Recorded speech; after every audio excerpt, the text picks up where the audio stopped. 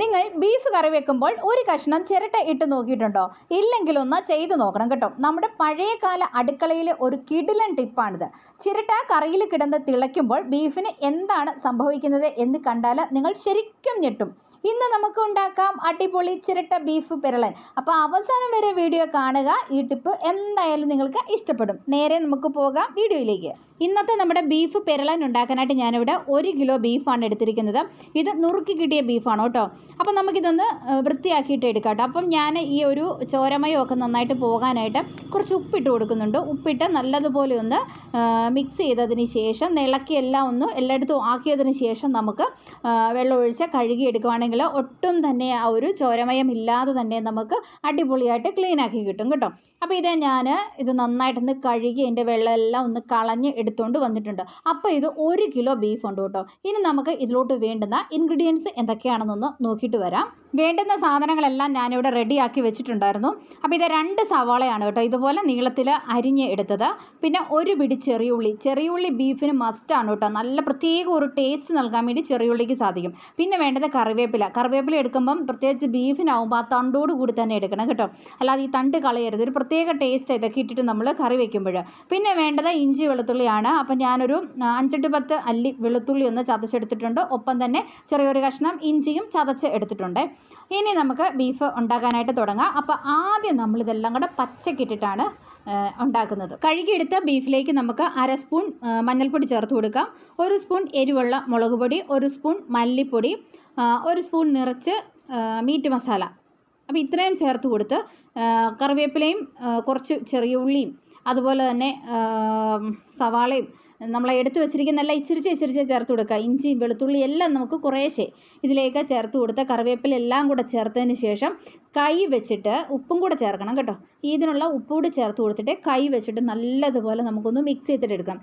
ഈ ഒരു പ്രൊസീജിയർ കൈ വെച്ചിട്ട് തന്നെ ചെയ്യണം, എന്നാലേ ആ ഒരു പ്രത്യേക ടേസ്റ്റ് കിട്ടത്തുള്ളൂ. നന്നായിട്ട് എല്ലാം കൂടി ഒന്ന് യോജിപ്പിച്ച് ഒന്ന് മിക്സ് ചെയ്തിട്ട് ഒരു 10 മിനിറ്റ് നമുക്ക് ഇങ്ങനെ ഒന്ന് വെക്കാം. ഇങ്ങനെ വെച്ചതിന് ശേഷം പിന്നെ നമ്മൾ ശരിക്കും പറഞ്ഞാൽ ഇത് മൺചട്ടിയിൽ വെക്കുന്നതാണെങ്കിൽ അടിപൊളി ടേസ്റ്റ് ആയിരിക്കും. അതും വിറകടുപ്പിൽ വയ്ക്കണം. എന്നാൽ പിന്നെ ടേസ്റ്റിൻ്റെ കാര്യം പറയേ വേണ്ട. ഇപ്പോൾ എല്ലാവരുടെയും വീട്ടിൽ വിറകടുപ്പോ മൺചട്ടിയോ ഒന്നും ഉണ്ടാവണമെന്നില്ല. അപ്പോൾ പ്രത്യേകിച്ച് ഹോസ്റ്റലിലൊക്കെ താമസിക്കുന്നത്. അപ്പോൾ എന്തായാലും ഒട്ടുമിക്ക ആൾക്കാരും മിക്കവാറും കുക്കറിൽ വെച്ചിട്ടായിരിക്കും ചെയ്യുന്നത്.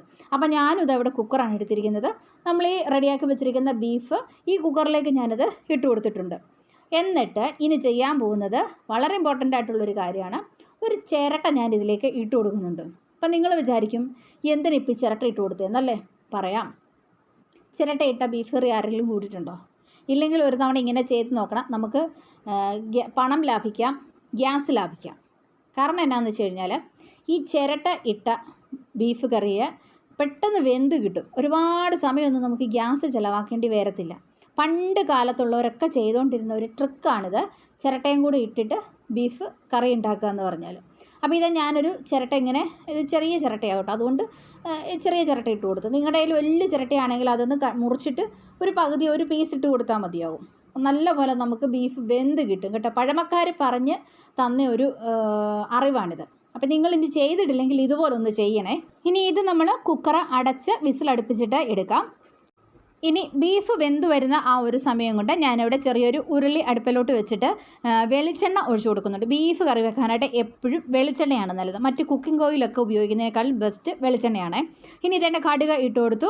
പിന്നെ നമ്മൾ ആ ചതച്ച് വെച്ചിരിക്കുന്ന ഇഞ്ചി, വെളുത്തുള്ളി, കരിവേപ്പില ഇതെല്ലാം കൂടെ ഇട്ട് ആദ്യം ഒന്ന് നമുക്ക് മൂപ്പിച്ചിട്ട് എടുക്കാം. അപ്പോൾ ഇതുപോലെ ഇതൊന്ന് മൂത്ത് വരുന്ന സമയത്ത് അരിഞ്ഞു വെച്ചിരിക്കുന്ന സവാളയും കൂടെ ചേർത്ത് കൊടുത്ത് നന്നായിട്ട് നമുക്ക് ഇച്ചിരി ഉപ്പൂടിട്ടിട്ട് വഴറ്റിയിട്ട് എടുക്കാം കേട്ടോ. അപ്പോൾ ഇതുപോലെ ഒന്ന് ഏകദേശം ഒന്നിങ്ങനെ വഴന്നു വരുന്ന ഒരു സമയത്ത് ഇനി വേണം ഇതിലേക്ക് നമുക്ക് ബാക്കി ചേരുവകളും കൂടെ ചേർത്ത് കൊടുക്കാൻ വേണ്ടിയിട്ട്. 1/2 ടീസ്പൂണോളം മഞ്ഞൾപ്പൊടി ഞാൻ വീണ്ടും ചേർത്ത് കൊടുക്കുന്നുണ്ട്. അതുപോലെ തന്നെ ഇനി മുളക് പൊടി, എരിവുള്ള മുളക് പൊടി 1 സ്പൂണും എരിവില്ലാത്ത കാശ്മീരി മുളക് പൊടി 1 സ്പൂണും കൂടെ ചേർത്ത് കൊടുക്കാം. നേരത്തെ നമ്മൾ 1 സ്പൂൺ മുളക് പൊടി ചേർത്തിട്ടുണ്ടായിരുന്നു. ഈ മുളകൊക്കെ നിങ്ങളുടെ എരിവിനനുസരിച്ചിട്ട് കൂട്ടുകയോ കുറയ്ക്കുകയോ ഒക്കെ ചെയ്യാം. പിന്നെ വേണ്ട 1 സ്പൂൺ മല്ലിപ്പൊടിയും കൂടെ ഞാൻ ചേർത്ത് കൊടുക്കുന്നുണ്ട്. പിന്നെ 1.5 സ്പൂൺ മീറ്റ് മസാലയും കൂടെ ചേർത്ത് കൊടുക്കുന്നുണ്ട്. പിന്നെ നമുക്ക് കുരുമുളക് ചേർത്ത് കൊടുക്കാം. അപ്പം ഞാൻ ഈ കുരുമുളക് ഒന്ന് ചതച്ചിട്ടാണ് കേട്ടോ ചേർത്ത് കൊടുക്കുന്നത്. ഇനി ഇതെല്ലാം കൂടെ നമുക്ക് നന്നായിട്ടൊന്ന് ഇളക്കി മിക്സ് ചെയ്ത് നന്നായിട്ടൊന്ന് യോജിപ്പിച്ചൊന്ന് മൂപ്പിച്ചിട്ട് എടുക്കാം കേട്ടോ. അപ്പോൾ അതായത് ഇതുപോലൊന്ന് ഇതെല്ലാം ഈ ഒരു മസാല ഇതുപോലെ നന്നായിട്ടൊന്ന് വരണ്ട് വന്നിട്ടുണ്ട്. ഇപ്പം ഞാൻ ആ കുക്കറൊന്ന് ഓപ്പൺ ചെയ്തിട്ടുണ്ട് കേട്ടോ. അപ്പോൾ നമ്മുടെ ബീഫ് ഇവിടെ നല്ല അടിപൊളിയായിട്ട് വെന്ത് വന്നിട്ടുണ്ട്. ഇവിടെ ചിരട്ടയൊക്കെ ഇതിനകത്ത് കിടപ്പുണ്ട് കേട്ടോ. അപ്പോൾ നല്ലതുപോലെ വെന്ത് വന്നു. ഇനി നമുക്ക് ഈ ബീഫ് ഇതിലേക്ക് നമുക്ക് ചേർത്ത് കൊടുക്കാം. മസാലയിലേക്ക് ചേർത്ത് കൊടുത്ത് നന്നായിട്ട് എന്നിട്ട് മിക്സ് ചെയ്തിട്ട് കൊടുക്കുക കേട്ടോ. ഉപ്പൊക്കെ വേണമെങ്കിൽ നിങ്ങൾ ചേർത്ത് കൊടുക്കുക. നിങ്ങൾക്ക് ഈ ബീഫ് പിരളന് എന്തിൻ്റെ കൂടെയാണ് നല്ല ബെസ്റ്റ് കോംബോ ആയിട്ട് തോന്നുന്നത്? പൊറോട്ട ബീഫ് പിരളൻ, അതോ അപ്പം ബീഫ് പിരളൻ, അതല്ലെങ്കിൽ നെയ്ച്ചോറ് ജീരക റൈസ് ബീഫ് പിരളൻ, പത്തിരി ചപ്പാത്തി ബീഫ് പിരളൻ? ആഹാ, എന്ത് കോമ്പിനേഷനാണല്ലേ! കപ്പ പുഴുങ്ങിയത് ബീഫ് പിരളൻ, പുട്ട് ബീഫ് പിരളൻ, എന്തിൻ്റെ കൂടെയൊക്കെയാണ് നിങ്ങൾക്ക് ഇത് കഴിക്കാനായിട്ട് തോന്നുന്നത് എന്ന് നിങ്ങളൊന്ന് കമൻറ്റ് ചെയ്യണം കേട്ടോ. അപ്പോൾ ഇതാ നമ്മുടെ കറി ഇവിടെ നല്ല അടിപൊളിയായിട്ട് വെന്ത് അതിൻ്റെ പാകത്തിന് വന്നിട്ടുണ്ട്. ഞാൻ കുറച്ച് കറിവേപ്പിലയും കൂടി ഇതിൻ്റെ മുകളിലോട്ടൊന്ന് വെതറി കൊടുക്കുന്നുണ്ട് കേട്ടോ. അപ്പോൾ നല്ല ടേസ്റ്റി ആയിട്ടുള്ള ഒരു ബീഫ് പിരളനാണ്. നിങ്ങളിത് ഉണ്ടാക്കി നോക്കണം. നല്ല കോട്ടയം സ്റ്റൈല് ബീഫ് പിരളനാണ് കേട്ടോ. അപ്പോൾ ട്രൈ ചെയ്തിട്ട് നോക്കുക. നല്ല കുരുമുളകിൻ്റെ ഒരു ടേസ്റ്റൊക്കെ ഏറ്റവും മുന്നിട്ട് നിൽക്കുന്ന രീതിയിലാണിത് ട്രൈ ചെയ്തിരിക്കുന്നത്. ഇത് അടച്ച് കുറച്ച് സമയത്തേനൊന്ന് വെക്കുക കേട്ടോ. എങ്കിൽ മാത്രമേ ആ ഒരു ടേസ്റ്റ് അറിയത്തുള്ളൂ. ഇത് നമ്മൾ ഉണ്ടാക്കി ഉടനെ നമ്മൾ കഴിച്ച് കഴിയുമ്പോൾ ആ ഒരു ടേസ്റ്റ് ഇല്ല. അല്പസമയം ഒന്ന് മൂടി ഒന്ന് മാറ്റി വയ്ക്കുക. മസാലയെല്ലാം ഒന്ന് സെറ്റായിട്ടിട്ട് വരാനാണ്. ഞാനിപ്പോൾ ഇത് കഴിക്കുന്നുണ്ടല്ലോ കപ്പ പുഴുങ്ങിയതിൻ്റെ കൂടെയാണ്. നിങ്ങൾക്ക് കപ്പ വേവിച്ചതിൻ്റെ കൂടെ കഴിക്കാം. എന്തിൻ്റെ കൂടെയാണെങ്കിലും ബെസ്റ്റ് കോംബോയാണ്. ഒറ്റത്തവണ ട്രൈ ചെയ്താൽ നിങ്ങൾ പിന്നെ വിടത്തില്ല. അപ്പോൾ എന്തായാലും നിങ്ങൾ ഈ റെസിപ്പി ഒന്ന് ട്രൈ ചെയ്ത് നോക്കുക. പിന്നെ ബീഫ് കറി വെക്കുമ്പോൾ ഒരു കഷ്ണം ചിരട്ടയും കൂടി ഇട്ടേക്കുക കേട്ടോ. അപ്പോൾ എന്തായാലും നിങ്ങൾക്ക് ഇഷ്ടപ്പെട്ടെന്ന് കരുതുന്നു. ഇതുപോലെ നല്ല നല്ല റെസിപ്പീസൊക്കെ ആയിട്ട് നമുക്ക് വീണ്ടും കാണാം. അതുവരെ എല്ലാവർക്കും താങ്ക്സ് ഫോർ വാച്ചിങ്.